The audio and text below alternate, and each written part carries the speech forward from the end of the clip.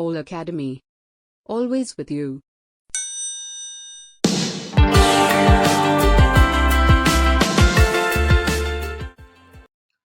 ನಮಸ್ಕಾರ ಆತ್ಮೀಯ ವಿದ್ಯಾರ್ಥಿಗಳೇ, ಆಲ್ ಅಕಾಡೆಮಿ ಚಾನೆಲ್ಗೆ ತಮ್ಮೆಲ್ಲರಿಗೂ ಆತ್ಮೀಯವಾದಂತಹ ಸ್ವಾಗತ.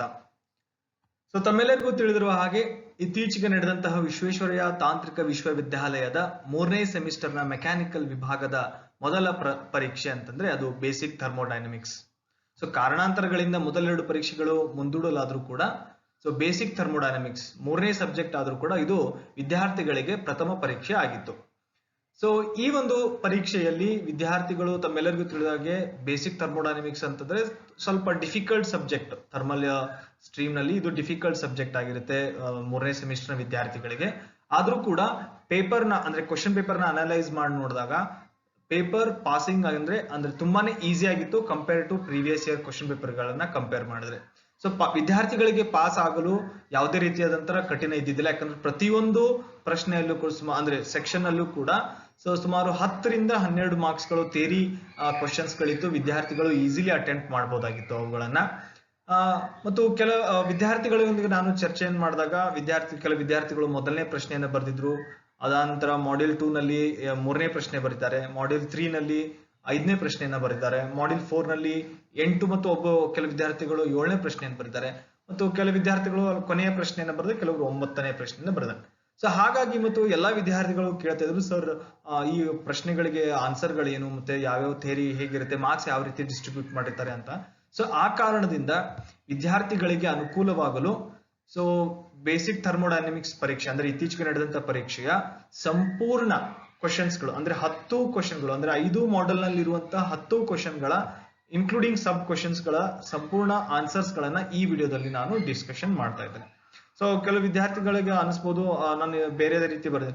ಯಾವ ರೀತಿಯಾದಂತ ತೊಂದರೆ ಇಲ್ಲ, ಯಾಕಂದ್ರೆ ನೀವು ಬೇರೆ ಟೆಕ್ಸ್ಟ್ ಬುಕ್ ಗಳನ್ನ ರೆಫರ್ ಮಾಡಿರ್ತಾರೆ ಅಥವಾ ನೀವು ಹೇಳಿರುವ ಶಿಕ್ಷಕರ ಒಂದು ನೋಟ್ಸ್ ಗಳನ್ನ ರೆಫರ್ ಮಾಡಿರ್ತಾರೆ. ಬಟ್ ಇದರ ರಿಲೇಟೆಡ್ ಕಾನ್ಸೆಪ್ಟ್ ಅನ್ನ ನೀವು ಬರೆದಿದ್ರೆ ನೀವು ಮಾರ್ಕ್ಸ್ ಗಳನ್ನ ಅಲ್ಲಿ ಎಕ್ಸ್ಪೆಕ್ಟ್ ಮಾಡಬಹುದು. ಹಾಗಿದ್ರೆ ಬನ್ನಿ ವಿದ್ಯಾರ್ಥಿಗಳೇ ತಡ ಮಾಡದೆ ಎಲ್ಲಾ ಪ್ರಶ್ನೆಗಳ ಉತ್ತರಗಳನ್ನ ನೋಡೋಣ.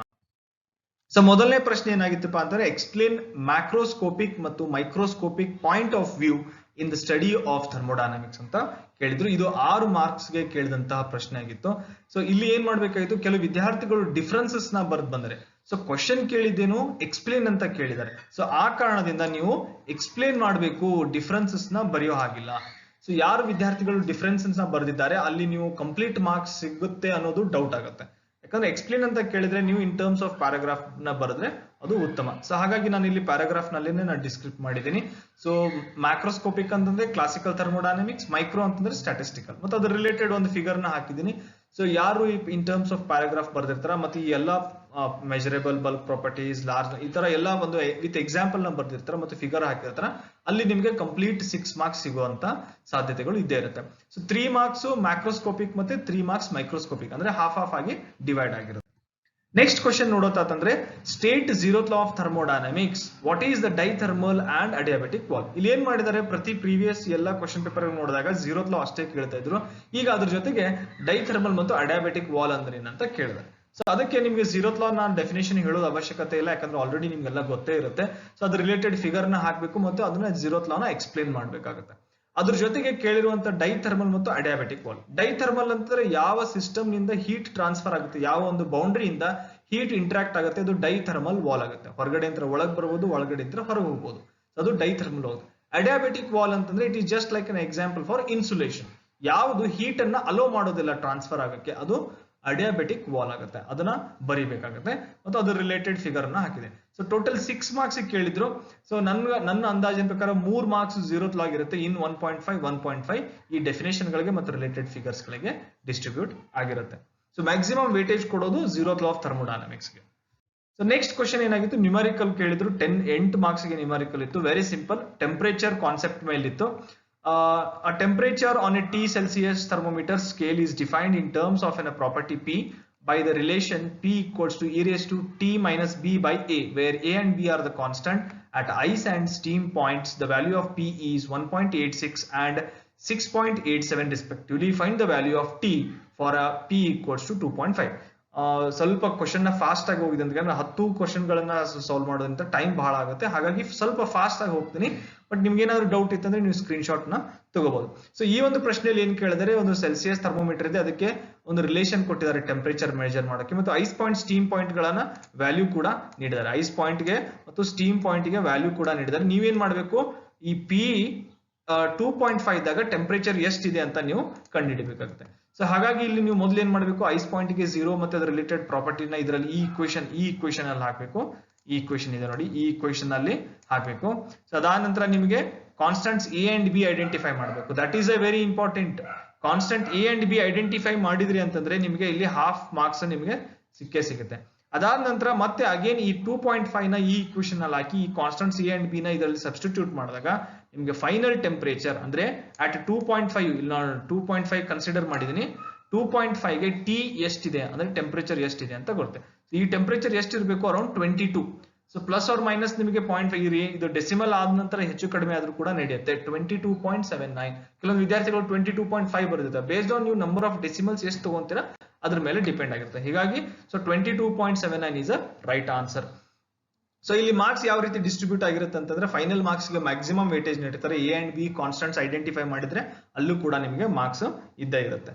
ನೆಕ್ಸ್ಟ್ ಕ್ವಶನ್ ಯಾವ್ದಪ್ಪ ಅಂತಂದ್ರೆ ಥಿಯರಿ ಕ್ವಶನ್ ಆಗಿತ್ತು. That is second question with example distinguish between the intensive property, extensive property, point function and path function, thermal equilibrium ಅಂತ ಕೇಳಿ. ಸೊ ಎಕ್ಸ್ಟೆನ್ಸಿವ್ ಪ್ರಾಪರ್ಟಿ ಡೆಫಿನೇಷನ್ ನ ಬರೀಬೇಕು, ಮತ್ತೆ ಅದ್ರ ರಿಲೇಟೆಡ್ ಎಕ್ಸಾಂಪಲ್ ನಾನು ಇಲ್ಲಿ ಹೈಲೈಟ್ ಮಾಡಿದ್ದೀನಿ ನೋಡಿ. ಸೊ ಇಲ್ಲಿ ಕೆಳಗಡೆ ಕೊಟ್ಟಿದ್ದೀನಿ. ಮತ್ತೆ ಅದೇ ರೀತಿ ಇಂಟೆನ್ಸಿವ್ ಪ್ರಾಪರ್ಟಿನ ಡೆಫಿನೇಷನ್ ಬರೀಬೇಕು, ಮತ್ತೆ ಅದರ ರಿಲೇಟೆಡ್ ಆದಂತಹ ಟರ್ಮ್ಸ್. ಸೊ ಇಲ್ಲಿ ಟೋಟಲ್ ಎಷ್ಟು 10 ಮಾರ್ಕ್ಸ್ ಗೆ ಕೇಳಿದ್ದಾರೆ.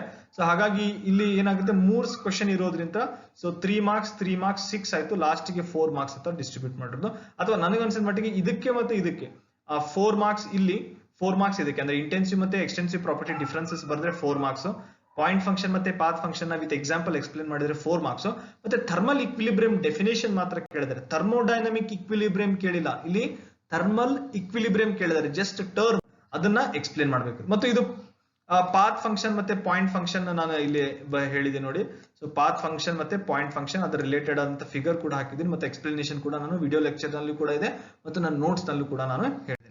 ಸೊ ಅದೇ ರೀತಿ ಥರ್ಮಲ್ ಇಕ್ವಿಲಿಬ್ರಿಯಂ ಅದರಲ್ಲಿ ಯಾವ್ದು ಡೆಫಿನೇಷನ್ ಬರೋದು ಅದರಲ್ಲಿ ಯಾವ್ದು ಎಕ್ಸ್ಪ್ಲೇನ್ ಮಾಡ್ಬೇಕಪ್ಪ ಅಂತಂದ್ರೆ, ನೀವು ಮೇನು ಥರ್ಮಲ್ ಇಕ್ವಿಲಿಬ್ರಿಯಂ ಅದನ್ನ ಎಕ್ಸ್ಪ್ಲೇನ್ ಮಾಡ್ಬೇಕು. ಟೆಂಪರೇಚರ್ ಗ್ರೇಡಿಯಂಟ್ ಇರೋದಿಲ್ಲ. ಸೊ ಅದನ್ನ ನೀವು ಎಕ್ಸ್ಪ್ಲೇನ್ ಮಾಡಿದ್ರೆ ಅಲ್ಲಿ ನಿಮ್ಗೆ 2 ಮಾರ್ಕ್ಸ್ ಇರುತ್ತೆ. ನನ್ನ ಅಂದಾಜಿನ ಪ್ರಕಾರ ಇದಕ್ಕೆ 4 marks. So this is 4 and 2 marks. So ಈ ರೀತಿ ಮಾರ್ಕ್ಸ್ ಅನ್ನ ಡಿಸ್ಟ್ರಿಬ್ಯೂಟ್ ಮಾಡಿರ್ತಾರೆ. ನೆಕ್ಸ್ಟ್ ಕ್ವಶನ್ ನೋಡೋದಾತಂತಂದ್ರೆ, ನೆಕ್ಸ್ಟ್ ಕ್ವಶನ್ ನ್ಯೂಮೆರಿಕಲ್ ಇತ್ತು, ವೆರಿ ಸಿಂಪಲ್. ರಿಪೀಟೆಡ್ಲಿ ಕೇಳಿದಂತ ಪ್ರಶ್ನೆ 10 ಮಾರ್ಕ್ಸ್ ಕೇಳಿದ್ರು. So in 1709 Newton proposed the linear temperature scale where ice point and normal human body temperature are assumed as 2 fixed point, 0 Newton and 12 degree Newton respectively. The temperature of a human body on the Celsius scale is 36 degree. Obtain the relation between the Newton scale and Celsius scale. So ಇಲ್ಲಿ ಏನ್ ಕೇಳಿದ್ದಾರೆ, already ಒಂದು Newton scale ಅಂತ separate temperature measurement ಇದೆ. ಅದರಲ್ಲಿ ice point ಮತ್ತೆ steam point ಎಷ್ಟಕ್ಕೆ ತೋರಿಸುತ್ತೆ ಅಂದ್ರೆ, ಐಸ್ ಪಾಯಿಂಟ್ 0 ನ್ಯೂಟನ್ ಗೆ ತೋರಿಸುತ್ತೆ, ಸ್ಟೀಮ್ ಪಾಯಿಂಟ್ 12 ನ್ಯೂಟನ್ ಗೆ ತೋರಿಸುತ್ತೆ. ಅದರಲ್ಲಿ ಇರುವಂತ ಸ್ಟ್ಯಾಂಡರ್ಡ್. ಅದೇ ಒಂದು ಸೆಲ್ಸಿಯಸ್ ಸ್ಕೇಲ್ ಅಲ್ಲಿ ಒಬ್ಬ ಮನುಷ್ಯನ ಟೆಂಪರೇಚರ್ ಎಷ್ಟಿದೆ ಅಂತಂದ್ರೆ 36 ಡಿಗ್ರಿ ಸೆಲ್ಸಿಯಸ್ ಇದೆ. ಸೊ ಹಾಗಾಗಿ ನಾನು ಏನ್ ಕಂಡುಹಿಡಿಬೇಕು, ಇಲ್ಲಿ ನ್ಯೂಟನ್ ಸ್ಕೇಲ್ ಮತ್ತೆ ಸೆಲ್ಸಿಯಸ್ ಸ್ಕೇಲ್ ನ ರಿಲೇಷನ್ ನ ಕಂಡುಹಿಡಿಬೇಕು. ಸೊ ಅದಕ್ಕಾಗಿ ನೀವು ಏನ್ ಮಾಡ್ಬೇಕು, ಫಸ್ಟ್ ನ್ಯೂಟನ್ ಸ್ಕೇಲ್ ನ ವ್ಯಾಲ್ಯೂ ಹಾಕೊಂಡು ಕಾನ್ಸ್ಟೆಂಟ್ ಎ ಬಿ ಕಂಡುಹಿಡಿಬೇಕು, ಮತ್ತು ಅದರ ನ್ಯೂಟನ್ ಸ್ಕೇಲ್ ನ ಒಂದು ಟೆಂಪರೇಚರ್ ರಿಲೇಷನ್ ನ ಕಂಡುಹಿಡಿಬೇಕಾಗುತ್ತೆ.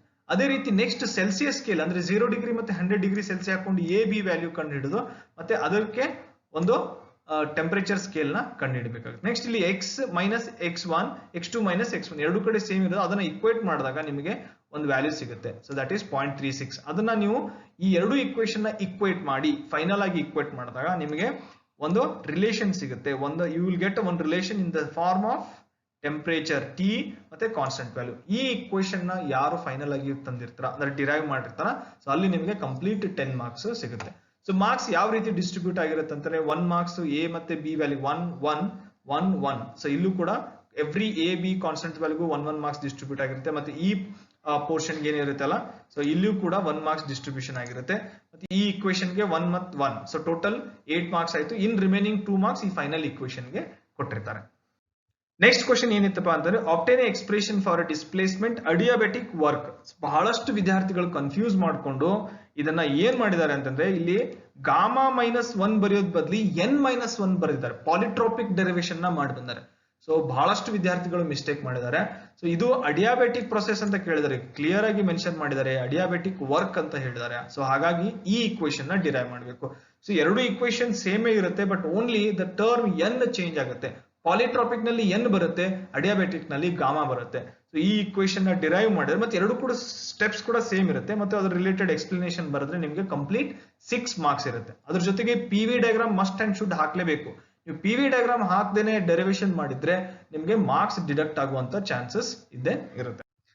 ನೆಕ್ಸ್ಟ್ ಕ್ವಶನ್ ಯಾವ್ದಪ್ಪ ಅಂತಂದ್ರೆ define heat and work with reference to thermodynamic point of view and also the sign convention for work and heat. ನೋಡಿ, very simple question, basic question ಕೇಳಿದ್ದಾರೆ.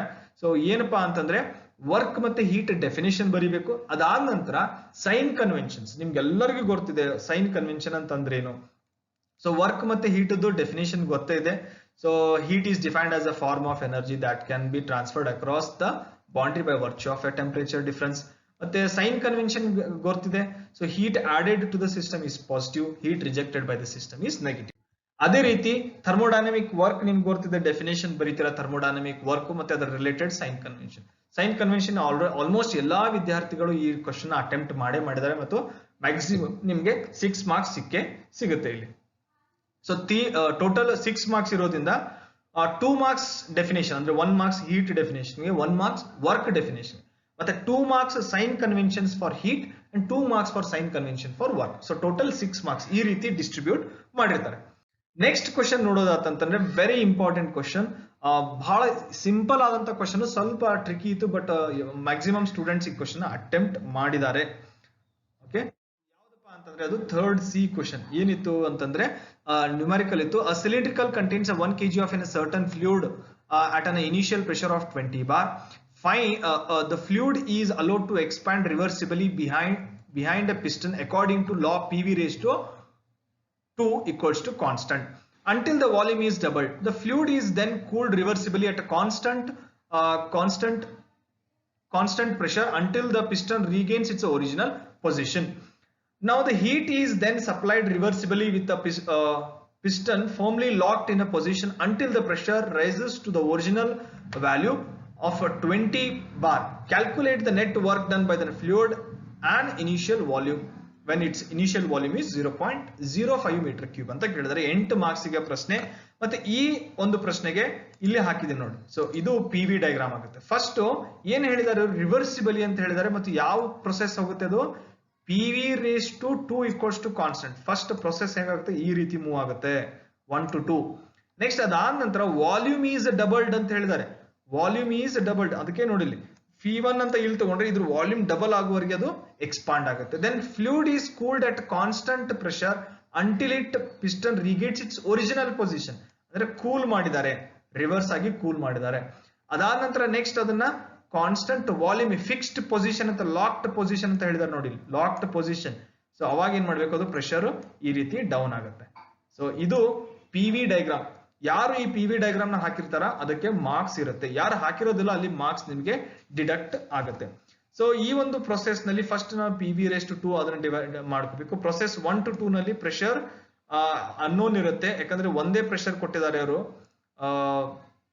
So ಹೀಗಾಗಿ ಆ pressure ನ identify ಮಾಡಬೇಕು. Next 5 bar P1 ಮತ್ತೆ W ಏನಿದೆ 50 kilo joules ಇರುತ್ತೆ. Process 2 to 3 ಇಲ್ಲಿಂದ ಇಲ್ಲಿಗೆ 2 to 3 ಅಲ್ಲಿ ವರ್ಕ್ ಡನ್ ಏನಿರುತ್ತೆ -25 kg ಇರುತ್ತೆ. ಮತ್ತೆ ಪ್ರೊಸೆಸ್ 3 to 1 ಕಾನ್ಸ್ಟಂಟ್ ವಾಲ್ಯೂಮ್ ಅಂತಂದ್ರೆ ವರ್ಕ್ ಡನ್ 0 ಇರುತ್ತೆ. ಸೊ ಹೀಗಾಗಿ ಇಲ್ಲಿ work done 0. So net work done ಏನಿರುತ್ತೆ ನಿಮಗೆ 25 ಕಿಲೋ ಜೌಲ್ಸ್ ಬರಬೇಕು. ಸೊ ಇಷ್ಟು ಮಾಡಿದ್ರೆ ನಿಮಗೆ ಕಂಪ್ಲೀಟ್ 8 ಮಾರ್ಕ್ಸ್ ಇರುತ್ತೆ. ಸೊ ಮಾರ್ಕ್ಸ್ ಯಾವ ರೀತಿ ಡಿಸ್ಟ್ರಿಬ್ಯೂಟ್ ಮಾಡಿರ್ತಾರೆ ಅಂತಂದ್ರೆ 1 ಮಾರ್ಕ್ಸ್ ನಿಮಗೆ ಪಿ ವಿ ಡಯಾಗ್ರಾಮ್ ಕೊಟ್ಟಿರ್ತಾರೆ. ಸೊ ಇಲ್ಲಿ 2 ಮಾರ್ಕ್ಸ್ ಕೊಟ್ಟಿರ್ತಾರೆ, ಇಲ್ಲಿ 2 ಮಾರ್ಕ್ಸ್ ಕೊಟ್ಟಿರ್ತಾರೆ. ಟೋಟಲ್ ಎಷ್ಟಾಯ್ತು ಇವಾಗ, ನೆಕ್ಸ್ಟ್ ಅಗೇನ್ ಇಲ್ಲಿ 1 ಮಾರ್ಕ್ಸ್ ಕೊಟ್ಟಿರ್ತಾರೆ, ಫೈನಲ್ ಆನ್ಸರ್ಗೆ 2 ಮಾರ್ಕ್ಸ್ ಕೊಟ್ಟಿರ್ತಾರೆ. ಸೊ ಟೋಟಲ್ 8 ಮಾರ್ಕ್ಸ್ ಈ ರೀತಿ ಡಿಸ್ಟ್ರಿಬ್ಯೂಷನ್ ಮಾಡಿರ್ತಾರೆ. ನೆಕ್ಸ್ಟ್ ಕ್ವಶನ್ ಯಾವ್ದಪ್ಪ ಅಂತಂದ್ರೆ apply steady flow energy equation to each of the following. So ಒಂದು 5 ಡಿಫ್ರೆಂಟ್ ಇದನ್ನ ಕೊಟ್ಟಿದ್ದಾರೆ ಅಪ್ಲಿಕೇಶನ್ಸ್, ಅದನ್ನ ನೀವು ಸ್ಟಡಿ ಫ್ಲೋ ಎನರ್ಜಿ ಇಕ್ವೇಶನ್ ಬರೀಬೇಕು. ಸೊ ಆಲ್ಮೋಸ್ಟ್ ನಾನು ನೋಟ್ಸ್ ನಲ್ಲಿ ಡೈರೆಕ್ಟ್ ಅದನ್ನೇ ಕಾಪಿ ಮಾಡಿದ್ದೀನಿ. ನೋಟ್ಸ್ ನಲ್ಲಿ ಇದ್ರ ರಿಲೇಟೆಡ್ ಅಂತ ಎಕ್ಸ್ಪ್ಲನೇಷನ್ ಕೂಡ ಮಾಡಿದ್ದೀನಿ. Equation, steady flow energy equation ಬರೋದು ಅದನ್ನ ಯಾವ ರೀತಿ ರಿಡ್ಯೂಸ್ ಮಾಡಿದ್ದಾರೆ, ಇದು ಬಾಯ್ಲರ್ ಗೆ ತೋರಿಸಿದಂತ ಇಕ್ವೇಶನ್. ಸಿಮಿಲರ್ಲಿ ಇದು ನಾಸಲ್ಗೆ ಸ್ಟಡಿ ಫ್ಲೋ ಎನರ್ಜಿ ಇಕ್ವೇಶನ್ ಇಲ್ಲಿದೆ ನೋಡಿ. ಸೊ ನೆಕ್ಸ್ಟ್ ಪಂಪಿಗೆ, ಸೊ ಇಲ್ಲಿದೆ ಇಕ್ವೇಶನ್. ಸೊ ಪಂಪಿಗೆ ಇಲ್ಲಿದೆ ಇಕ್ವೇಶನ್. ಅದಾದ ನಂತರ ಥ್ರಾಟ್ಲಿಂಗ್ ವಾಲ್ಗೆ ಸೊ ಈ ಇಕ್ವೇಶನ್ ನ ಬರೀಬೇಕು. ಸೊ ಈ ಡೈಗ್ರಾಮ್ ಹಾಕಿ ಎಕ್ಸ್ಪ್ಲೇನ್ ಮಾಡ್ಬೇಕು. ಅಂದ್ರೆ 10 ಮಾರ್ಕ್ಸ್ ಕೇಳಿದ್ರೆ ಎವ್ರಿ ಕ್ವಶನ್ ಎವ್ರಿ ಇಂಡಿವಿಜುವಲ್ ಗೆ 2 ಮಾರ್ಕ್ಸ್ ಡಿಸ್ಟ್ರಿಬ್ಯೂಟ್ ಮಾಡಿರ್ತಾರೆ. ಮತ್ತೆ ಟರ್ಬೈನ್ ಸ್ವಲ್ಪ ಅದ್ರದ್ದು ಒನ್ ಲೈನ್ ಡೆಫಿನೇಷನ್ ಇದಿಷ್ಟು ಬರೆದು ಡೈಗ್ರಾಮ್ ಹಾಕಿ ಮತ್ತೆ ಅದರದ್ದು ಎನರ್ಜಿ ಫ್ಲೋ ಇಕ್ವೇಶನ್ ನ ಬರೆದ್ರೆ ನಿಮ್ಗೆ ಕಂಪ್ಲೀಟ್ 2 ಮಾರ್ಕ್ಸ್ ಫಾರ್ ಈಚ್. ಇಲ್ಲಿ ಏನಾದ್ರೂ ನೀವು ಎರಡನ್ನ ಬರೆದಿದ್ರೆ 2 ಮಾರ್ಕ್ಸ್ ಸಿಗುತ್ತೆ. ಅದು ಕಂಪ್ಲೀಟ್ ಆಗಿ ನೀಟಾಗಿ ಬರೆದಿದ್ರೆ ಡೈಗ್ರಾಮ್ ಹಾಕಿ ಆ ಎನರ್ಜಿ ಫ್ಲೋ ಇಕ್ವೇಶನ್ ಬರೆದ್ರೆ 2 ಮಾರ್ಕ್ಸ್ ಸಿಗುತ್ತೆ. 5 ಕೂಡ ನೀವು ಬರೆದಿದ್ರೆ ಕಂಪ್ಲೀಟ್ 10 ಮಾರ್ಕ್ಸ್ ನಿಮ್ಗೆ ಸಿಗುತ್ತೆ. ನೆಕ್ಸ್ಟ್ ಕ್ವಶನ್ ಯಾವ್ದಪ್ಪ ಅಂತಂದ್ರೆ ಒಂದು ನ್ಯೂಮ್ಯಾರಿಕಲ್ ಕೇಳಿದ್ರು. So the working fluid in a study flow process flows at rate of 220 kilojoules per minute. The fluid rejects the 100 kilojoules from a heat passing through the system. The fluid enters the velocity of 320 meter per second at a pressure of 6 bar. The internal energy 2000 kilojoules per kg, specific volume 0.36 meter cube per kg, and leaves the system at a velocity of 140 meter per second.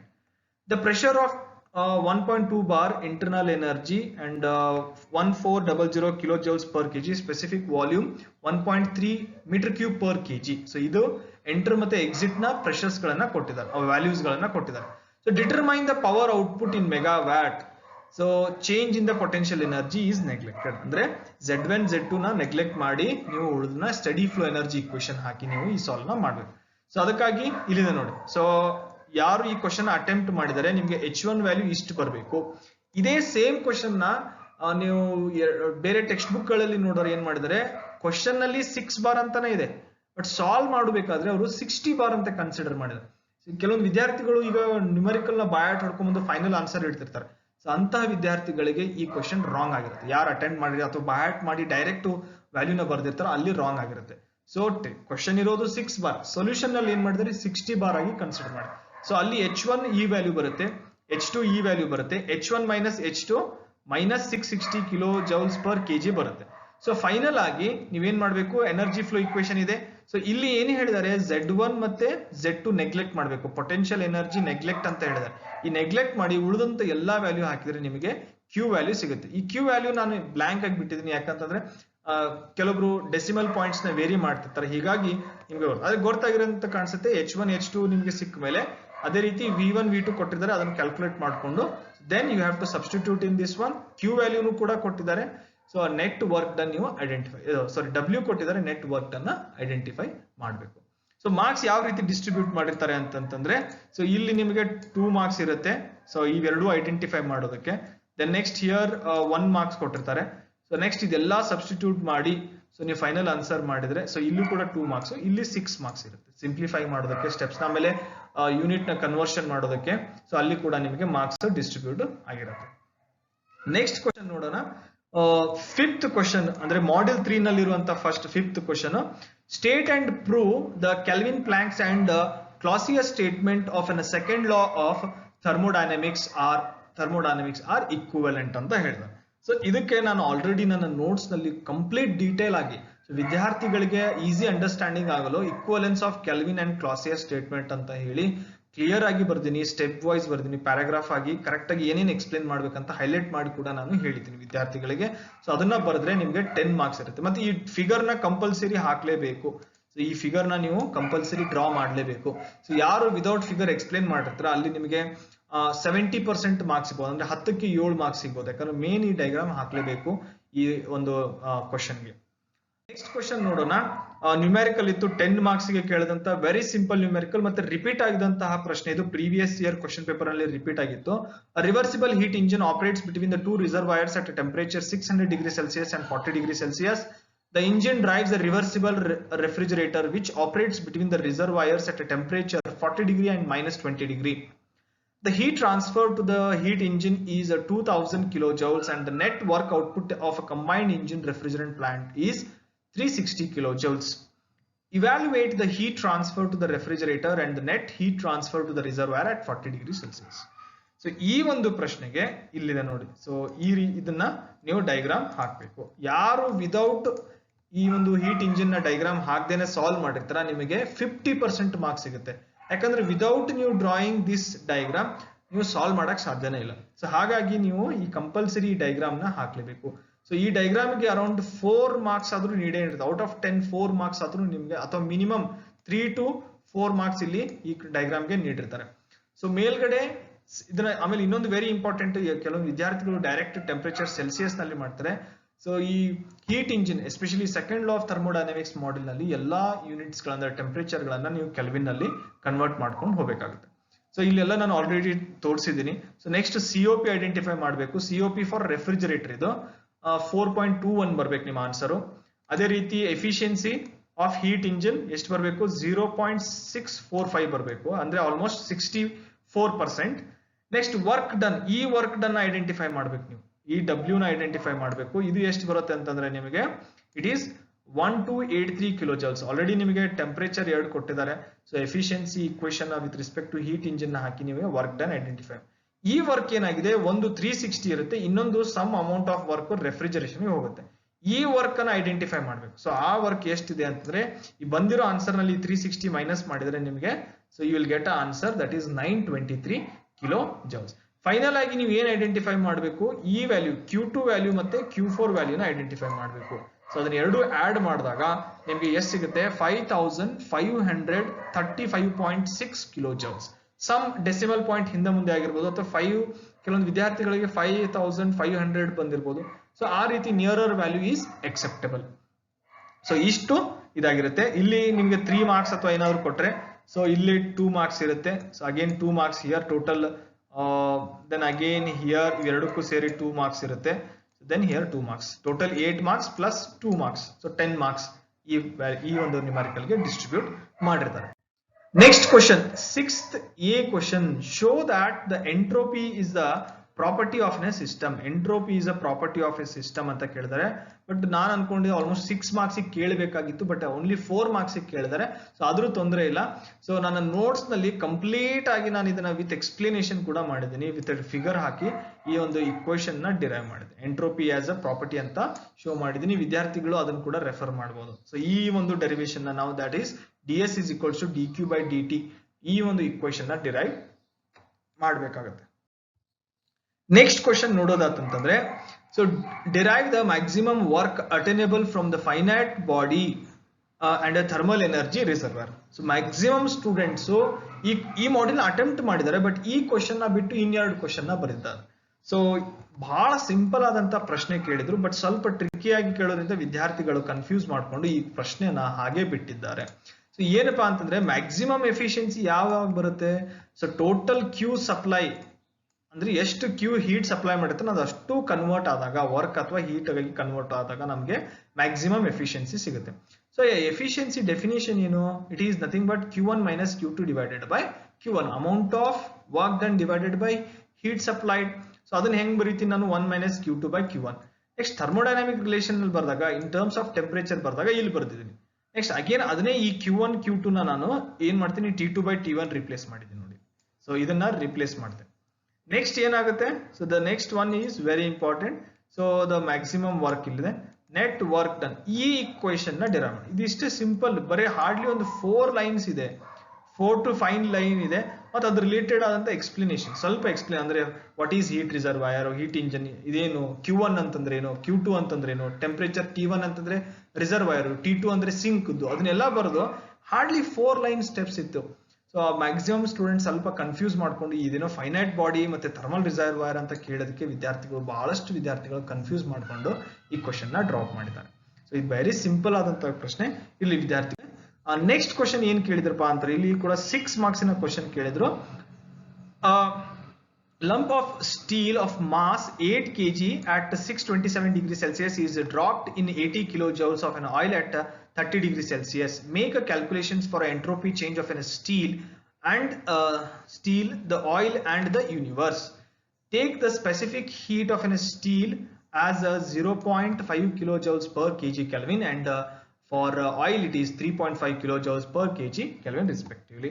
So ಇದಕ್ಕೆ ಒಂದು reference figure ಕೂಡ ನಾನು ಇಲ್ಲಿ ಹಾಕಿ ತೋರಿಸಿದ್ದೀನಿ. ಒಂದು steel bowl ನ ಒಂದು container ನಲ್ಲಿ ಹಾಕಿದ್ದಾರೆ. ಸೊ ಇದಕ್ಕೆ ನೀವು ಇಲ್ಲಿ ಇರುವಂತ ಅನ್ನೋನ್ಸ್ ನ ಐಡೆಂಟಿಫೈ ಮಾಡಬೇಕು. ಮೊದಲನೇದಾಗಿ ಟೆಂಪರೇಚರ್ ನ ಐಡೆಂಟಿಫೈ ಮಾಡಬೇಕು. ನೆಕ್ಸ್ಟ್ ಎಂಟ್ರೋಪಿ ಫಾರ್ ಸ್ಟೀಲ್, ಇದು change in the entropy for steel, ಯಾಕಂದ್ರೆ already it is at certain condition. ಅದಾದ ನಂತರ ಒಂದು ನೀವು ಆಯಿಲ್ ಬಾತ್ ನಲ್ಲಿ ಹಾಕಿದಾಗ ಒಂದು ಇಕ್ವಿಲಿಬ್ರಿಯಂ ಟೆಂಪರೇಚರ್ ಅಟೇನ್ ಆಗುತ್ತೆ. ಸೊ ಅವಾಗ ಅದು ಚೇಂಜ್ ಇನ್ ಎಂಟ್ರೋಪಿ ಫಾರ್ ಸ್ಟೀಲಿಗೆ, ಈ ಸ್ಟೀಲ್ ಬಾಲ್ ಒಂದು ಚೇಂಜ್ ಆಗುತ್ತೆ ಎಂಟ್ರೋಪಿ, ಅದನ್ನ ನೀವು ಐಡೆಂಟಿಫೈ ಮಾಡಬೇಕು.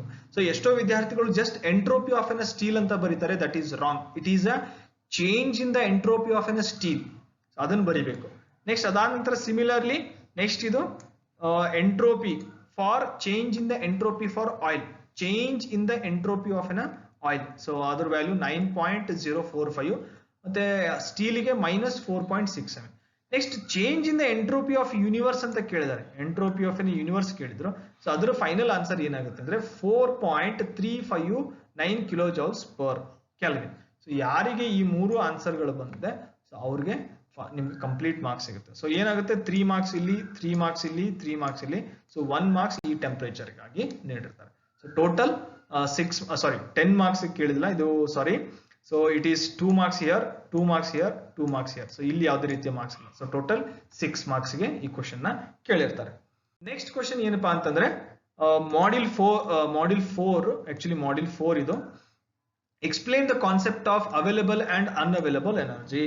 4 ಮಾರ್ಕ್ಸ್ ಕೇಳಿದರೆ ಜಸ್ಟ್ ಡೆಫಿನೇಷನ್ ಬರೀಬೇಕು, ಅವೈಲೇಬಲ್ ಎನರ್ಜಿ ಡೆಫಿನೇಷನ್ ಮತ್ತೆ ಅನ್ಅವೈಲೇಬಲ್ ಎನರ್ಜಿಯ ಡೆಫಿನೇಷನ್. ಮತ್ತೆ ಯಾರು ಸ್ವಲ್ಪ ನನ್ನ ನೋಟ್ಸ್ ನ ನೋಡಿರ್ತಾರ ಅಲ್ಲಿ ನಾನು ಒಂದು TS ಡಯಾಗ್ರಾಮ್ ಕೂಡ ಹಾಕಿದ್ದೇನೆ, ಅವೈಲೇಬಲ್ ಎನರ್ಜಿ ಮತ್ತೆ ಅನ್ಅವೈಲೇಬಲ್ ಎನರ್ಜಿ. ಇದು ಅವೈಲೇಬಲ್ ಎನರ್ಜಿಗೆ, ಇದು ಅನ್ಅವೈಲೇಬಲ್ ಎನರ್ಜಿಗೆ PV ಮತ್ತೆ TS ಡಯಾಗ್ರಾಮ್ ಕೂಡ ಹಾಕಿದ್ದೀನಿ ನಾನು. ಸೊ ಯಾರು ವಿದ್ಯಾರ್ಥಿಗಳು ಇದನ್ನ ಹಾಕಿ TS ಡಯಾಗ್ರಾಮ್ ಹಾಕಿ ಡೆಫಿನೇಷನ್ ನ ಬರ್ತಿರ್ತೀರಾ, ಸೊ ನಿಮಗೆ ಕಂಪ್ಲೀಟ್ ಆಗಿ ಮಾರ್ಕ್ಸ್ ಸಿಗುತ್ತೆ. 2 marks for available energy, 2 marks for unavailable energy. Next question,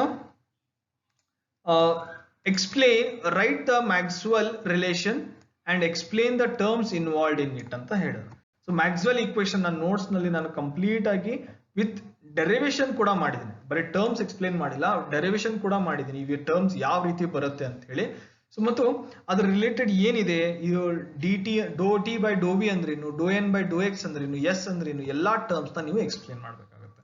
ಇದು ಒಂದು 4 ಟರ್ಮ್ಸ್ ಇದೆ, 4 ಇಕ್ವೇಶನ್ ನ ಮ್ಯಾಕ್ಸ್ವೆಲ್ಸ್ ಇಕ್ವೇಶನ್, ಮ್ಯಾಕ್ಸ್ವೆಲ್ಸ್ ರಿಲೇಷನ್ ಅಂತ ಹೇಳ್ತೀವಿ ನಾವು. ಈ 4 ಇಕ್ವೇಶನ್ ನ ಬರೋದು. ಸೊ ಈ ಮ್ಯಾಕ್ಸ್ವೆಲ್ ಇಕ್ವೇಶನ್ ಅಂದ್ರೆ ಏನು ಮತ್ತೆ ಇದನ್ನ ಎದಕ್ಕೆ ಯೂಸ್ ಮಾಡ್ತೀವಿ ಅಂತ ಬರೆದ್ರೆ ಕಂಪ್ಲೀಟ್ ನಿಮ್ಗೆ 6 ಮಾರ್ಕ್ಸ್ ಇರುತ್ತೆ. ಮೇನ್ ಈ ಇಕ್ವೇಶನ್ಗೆ ಯಾರು ಈ ಇಕ್ವೇಶನ್ ನ ಬರ್ದಿರ್ತೀರಾ,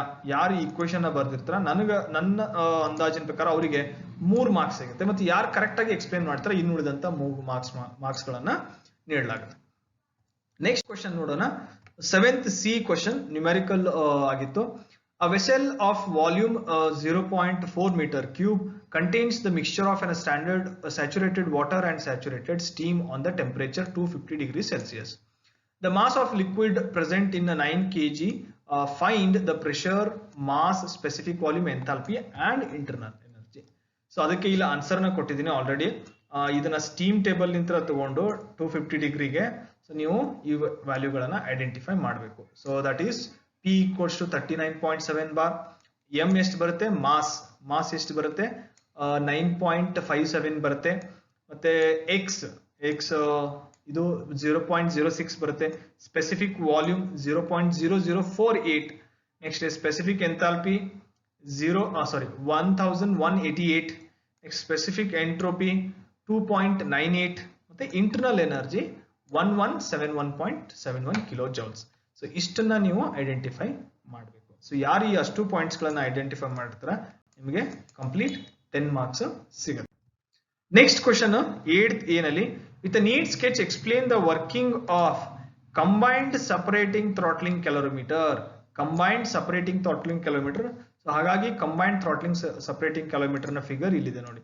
ಇದರ explanation with diagram with graph ನಾನು ನೋಟ್ಸ್ ನಲ್ಲಿ ಕೂಡ ಎಕ್ಸ್ಪ್ಲೇನ್ ಹೇಳಿದ್ದೀನಿ.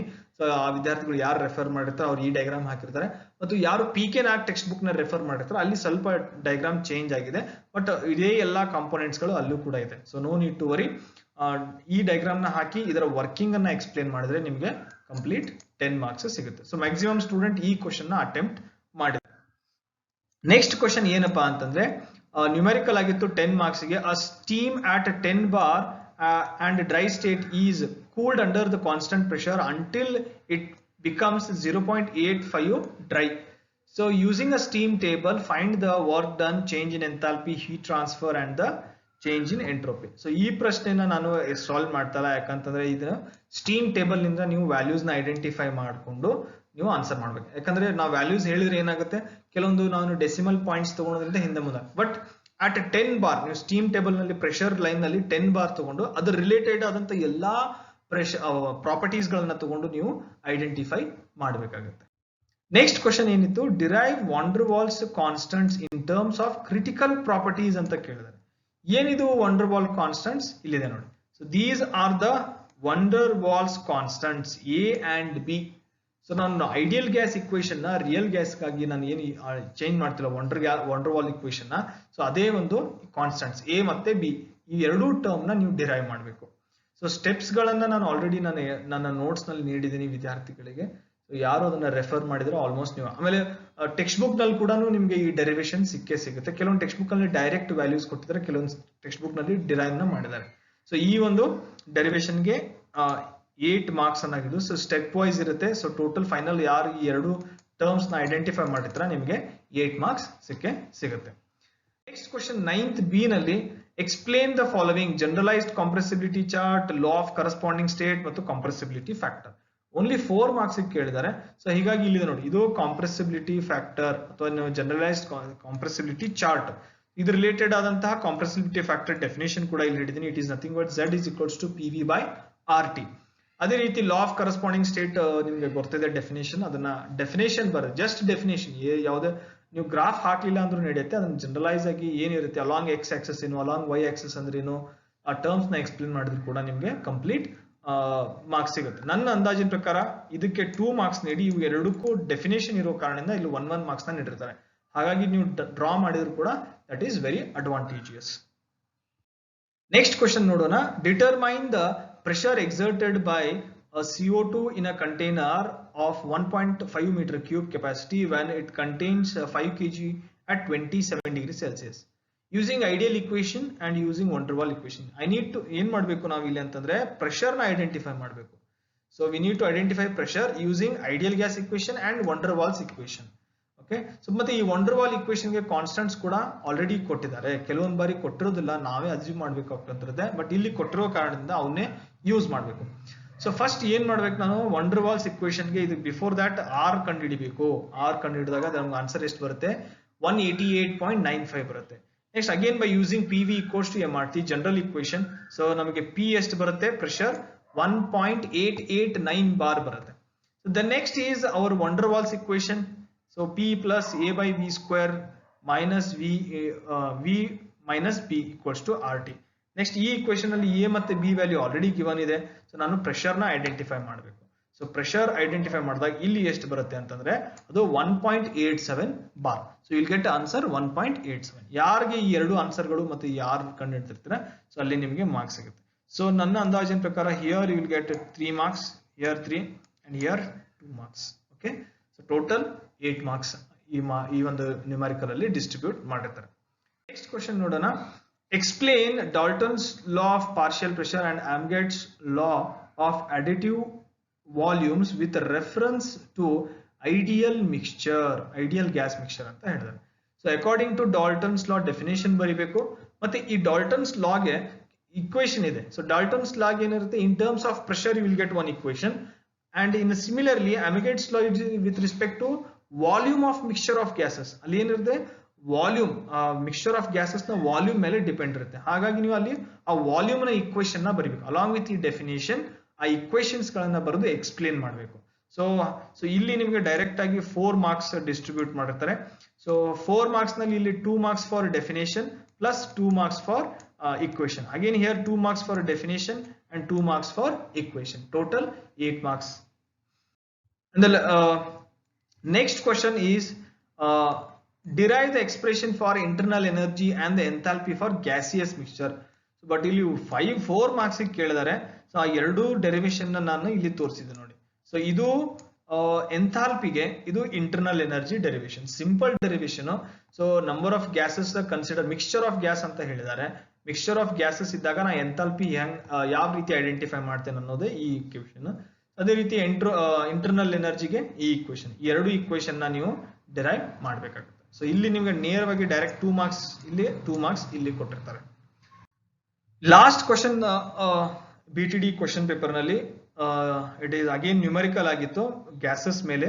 ಸೊ ಏನಿತ್ತು, ಅ mixture of gases contains 1 kg of CO2 and 1.5 kg of N2. The pressure and the temperature of mixture are 3.5 bar and 27 degrees Celsius. Determine the mixture, for the mixture, mass and mole fraction, average molecular weight and partial pressure. So for this one, the mass fraction for CO2 is answer ನ ಹೇಳ್ತಾ ಇದೀನಿ, steps ನೀವು ಮಾಡಿರ್ತೀರಾ. So final answer ಎಷ್ಟು ಇರ್ಬೇಕಂತಂದ್ರೆ mass fraction for CO2 ಗೆ 0.4 ಮತ್ತೆ N2 ಗೆ 0.6. Mole fraction for CO2 ಅದು 0.029 ಆಗಿರ್ಬೇಕು. ಮತ್ತೆ ನೈಟ್ರೋಜನ್ಗೆ 0.7014. ಆವರೇಜ್ ಮಾಲಿಕ್ಯುಲರ್ ವೇಟ್ ಕೇಳಿದರೆ, average molecular weight 32.76 kilo joules per kg mole. Next partial pressure ಏನಪ್ಪಾ ಅಂತಂದ್ರೆ, ಪಾರ್ಷಿಯಲ್ ಪ್ರೆಷರ್ ಇಲ್ಲಿ ನೋಡಿ, CO2 ಗೆ 1.01416 bar, then nitrogen it is 2.45 bars. So ವಿದ್ಯಾರ್ಥಿಗಳೇ, ಇಷ್ಟು 10 ಪ್ರಶ್ನೆಗಳ ಉತ್ತರ ಆಗಿತ್ತು. ಬೇಸಿಕ್ ಥರ್ಮೋಡೈನಮಿಕ್ಸ್ ಇತ್ತೀಚೆಗೆ ನಡೆದಂತ ಬೇಸಿಕ್ ಥರ್ಮೋಡೈನಮಿಕ್ಸ್ ಪ್ರಶ್ನೆಯ ಉತ್ತರ ಆಗಿತ್ತು. ಆಲ್ಮೋಸ್ಟ್ ಎಲ್ಲಾ ಪ್ರಶ್ನೆಗಳಿಗೂ ನಾನು ಉತ್ತರವನ್ನ ನೀಡುವಂತ ಪ್ರಯತ್ನವನ್ನ ಮಾಡಿದ್ದೀನಿ. ಮತ್ತೆ ಇದೇ ನೀವು ಈಗ ಫಾರ್ ಎಕ್ಸಾಂಪಲ್ ನಾನು ಥಿಯರಿ ನನ್ನ ಮೆಥಡ್ ನಲ್ಲಿ ನಾನು ಎಕ್ಸ್ಪ್ಲೇನ್ ಮಾಡಿರ್ತೀನಿ, ನೀವು ನಿಮ್ಮ ಸರ್ ಗಳ ನೋಟ್ಸ್ ನ ರೆಫರ್ ಮಾಡಿರ್ತಾರ ಅಥವಾ ಟೆಕ್ಸ್ಟ್ ಬುಕ್ ಗಳ ರೆಫರ್ಸ್ ನ ಮಾಡಿ ನೀವು ಬರ್ದಿರ್ತೀರ. ಬಟ್ ಅದ್ರ ರಿಲೇಟೆಡ್ ಕಾನ್ಸೆಪ್ಟ್ ಗಳನ್ನ ಬರೆದ್ರೆ ನಿಮ್ಗೆ ಮಾರ್ಕ್ಸ್ ಸಿಗುವಂತ ಸಾಧ್ಯತೆ ಇರುತ್ತೆ. ಮತ್ತೆ ಆಲ್ಮೋಸ್ಟ್ ನಾನು ಕಂಪೇರ್ ಮಾಡಿದಾಗ, previous year question paper compare ಮಾಡಿದಾಗ ಈ ವರ್ಷದ ಬೇಸಿಕ್ ಥರ್ಮೋಡೈನಮಿಕ್ಸ್ ಕ್ವಶನ್ ಪೇಪರ್ ತುಂಬಾನೇ ಈಸಿ ಇತ್ತು. ಸೊ ಪಾಸ್ ಆಗೋಕೆ ಆಲ್ಮೋಸ್ಟ್ ಎಲ್ಲಾ ರೀತಿಯಲ್ಲಿ ಥಿಯರಿ ಕ್ವಶನ್ಸ್ ಗಳನ್ನ, ನೀವು ಬರೀ ಥಿಯರಿ ಕ್ವಶನ್ಸ್ ಗಳನ್ನ ಅಟೆಂಪ್ಟ್ ಮಾಡಿ ಬಂದ್ರು ಕೂಡ ಪಾಸ್ ಆಗಲು ಸಾಧ್ಯ. So maximum around more than 50 marks theory questions ಇತ್ತು. ಸೊ ಹಾಗಾಗಿ ವಿದ್ಯಾರ್ಥಿಗಳು ಈಸಿಲಿ ಪಾಸ್ ಆಗ್ತಾರೆ ಬೇಸಿಕ್ ಥರ್ಮೋಡೈನಮಿಕ್ಸ್. ಮತ್ತೆ ಯಾವ್ದಾದ್ರು ವಿದ್ಯಾರ್ಥಿಗಳಿಗೆ ಏನಾದ್ರು ಕ್ವಶನ್ಸ್ ಗಳಲ್ಲಿ ಡೌಟ್ ಇತ್ತಂದ್ರೆ ಕಮೆಂಟ್ ಮಾಡಿ, ಮತ್ತೆ ನಿಮ್ಮ ಆ ಪ್ರಶ್ನೆಗಳಿಗೆ ಅಥವಾ ನಿಮ್ಗೇನೋ ಡೌಟ್ಸ್ ಇತ್ತೆ ಈ ಸೊಲ್ಯೂಷನ್ ಗಳಲ್ಲಂತೆ ಅವುಗಳಿಗೆ ಸೂಕ್ತ ಉತ್ತರವನ್ನ ನೀಡುವಂತ ಪ್ರಯತ್ನವನ್ನು ಮಾಡ್ತೀವಿ. ಮತ್ತು ಈ ವಿಡಿಯೋ ನಿಮಗೆ ಹೆಲ್ಪ್ಫುಲ್ ಆಗಿದ್ದಲ್ಲಿ ಸೊ ದಯವಿಟ್ಟು ನಿಮ್ಮ ಫ್ರೆಂಡ್ಸ್ ಗಳಿಗೂ ಕೂಡ ಶೇರ್ ಮಾಡಿ ಮತ್ತು ನಮ್ಮ ಚಾನೆಲ್ ನ ಸಬ್ಸ್ಕ್ರೈಬ್ ಮಾಡಿ. Click on subscribe button and press the bell icon to get updates from All Academy.